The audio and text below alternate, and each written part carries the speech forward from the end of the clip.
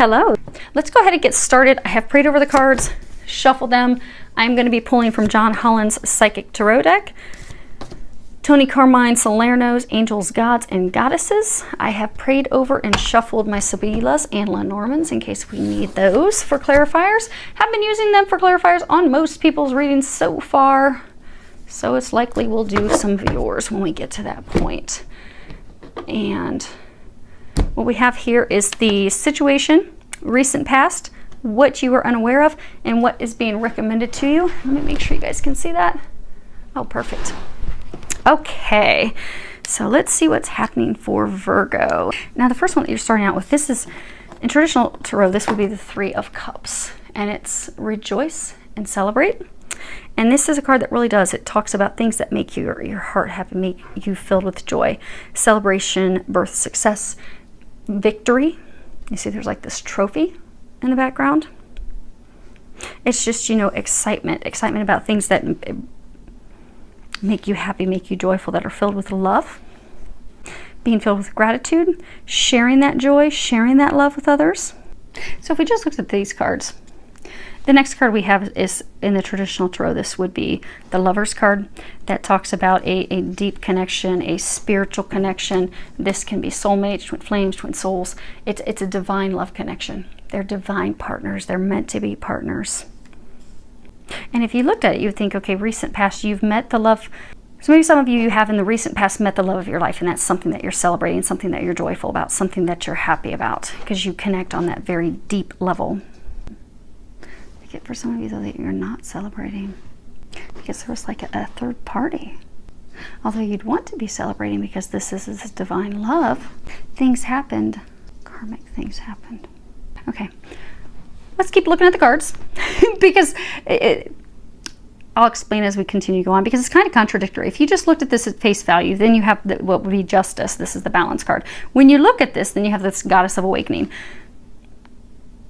At first view, this appears just beautiful. I mean, and for those of you, I do hope that there are those of you out there that are truly having something that's this beautiful, Virgos, because you have celebration. This could be celebrating engagement, marriage, celebrating this love. This is supposed to be the recent past. So this is this love of a lifetime. You're celebrating, you're having joy.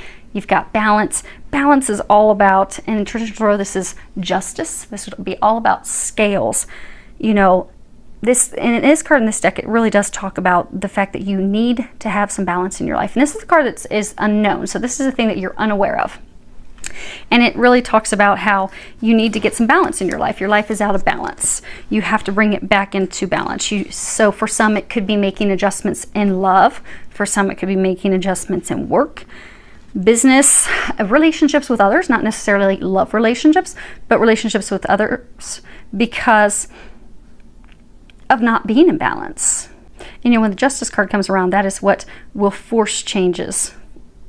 And typically it's tied to karma. It's karmic cycles. So these changes will come about because of a karmic cycle. So we have to, you know, bring things back into balance, or things that we've done in the past may have us out of balance now and we'll come back into balance. It's also a card that reminds us about our choices. So, you know, the things that we choose today, the things that we decide today, we will reap those things. There's that golden rule: do unto others as you would have done unto you. Some of you are unaware of that this that's going on is because of karma. Karma that has to be fulfilled. And karma's not always bad. Some people think that karma's just so bad. It's not. Sometimes, a lot of times, people have like really good karma because they've been giving, they've been putting love out in the universe, they've been caring for people, doing the right thing, and their karma, their rewards, their things that come back to them are positive, which is in alignment with the card as far as, you know, the recommendations that you have down here. This is the Goddess of Awakening. And at the bottom, which I will read that to you while you look at the image, hopefully with no glare. This is a wondrous time of exploration, romance, and creativity. See how she's just laying there and everything is bared? And she's got this star shining above her head. So really it's romantic exploration, intimate exploration, sexual exploration, baring yourself to your other half, enjoying that time together, awakening, discovery, a blissful, happy time. Regardless of whether you are male or female, you can see it. Your feminine creative spirit is being nourished and awakened by the star of Venus. The goddess of love is activating your sensuous nature. Romance is in the air, so surround yourself with flowers and crystals, wear your favorite perfume or essential oil, and allow your inner charms to surface. This is a wondrous time of exploration, romance, fun, and creativity. A new romance is about to blossom, or an existing relationship is about to enter a period of renewed magic, excitement, and enchantment. Either way, this period of renewed romance will eventually lead you to explore a new creative venture with your partner. Enjoy. Either way, this is beautiful, Virgo. If you just look at it and take it for face value, it's beautiful. It talks about, in the recent past, this love of a lifetime. You're celebrating things with them. It's because karma, everything is being righted, balanced. You have 11. That's a power number. And you're going to have some beautiful, intimate, sexual moments with that lover. But what I'm being told is that this celebration was derailed.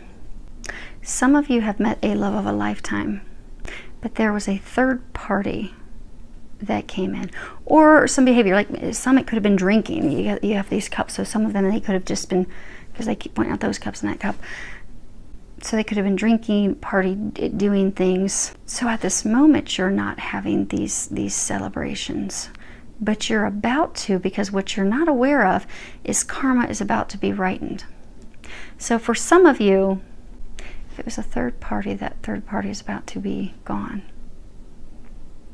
If it was just simply behaviors that made this fall apart, so say they were drinking or partying or doing those things, that's about to be balanced back out. Because again, what you're not aware of is the things that have been out of balance with this relationship are about to come back into balance. So for some of you, this love interest of yours, this partner of yours, was not focused on you, wasn't focused on the love, they were focused on other things, but it's about to come back into balance. So they're going to stop partying and drinking with their friends, or they're going to stop choosing someone else, because that karmic cycle will be complete. Notice there's this circle around him. So that karmic cycle that has kept the two of you apart is about to be complete. You're not celebrating yet, but you will. And when it happens and comes back together, you need to be open to this amazing love. You need to bear yourself. Because for some of you, you've been hurt by these things that have occurred. So when he or she comes back, open yourself up, allow yourself to open up to that divine love, because it is a divine love. But because you've been hurt, you will likely tend to want to push away or not really open up out of fear of, okay, what if this happens again? That karmic cycle of pulling is complete now. Which is some very exciting stuff. That is huge. You guys are the best reading so far today. So let's do some clarifiers. Let's hope that it continues to be beautiful. Okay, so we have the La Letra, La Gariza, Constanza. Okay, so this is talking about written communications, the letter. But you know, no one really sends letters now, typically emails, but communications, written communications that came in. But they weren't tactful. They weren't kind. They were very abrasive. So for some of you, this love of yours sent you some communications that were not with any tact. They were hurtful, they were abrasive, they pushed you away, and you've been on your own. But you've stood firm, you've been immutable. You've stood firm in this love, knowing that this is a divine love, and you've stood firm in that. And that in and of itself is something to celebrate. Now, for harmony, okay. So it was something that took this divine love and just derailed it. So you have the La Alegría, Delirante, and Fidelta, La Fidelta. So this is celebrations. This is like happiness with family, friends, celebrations. But it's friends and family. It's not happiness of the heart. There's two different types of happiness and celebrations. This is with family and friends, community. Then there's one that's with love, you know, celebration of the heart. But then we have stupid behavior, stupid actions. And then we have loyalty. So although this lover, this partner of yours, they did some foolish things. For some, they were out partying, they were out drinking, they did some foolish things. For some, they did bring in a third party. But there's still loyalty there. There's still that connection there. It's still founded on a deep connection.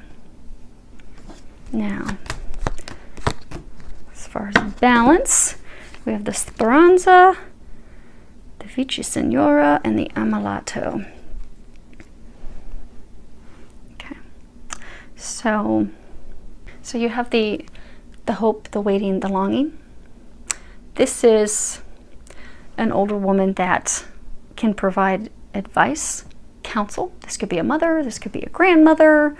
It is an older, depicted as an older woman. It could be even an old acquaintance, somebody that can provide you advice, guidance. And then we have the sick person, so he's laid up. So what you're unaware of, some of you are longing for this relationship with him.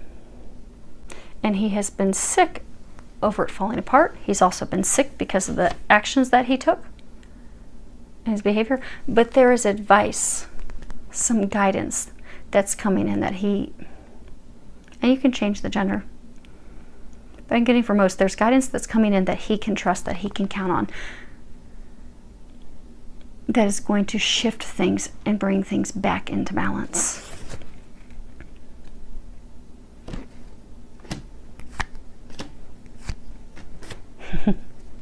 Yay!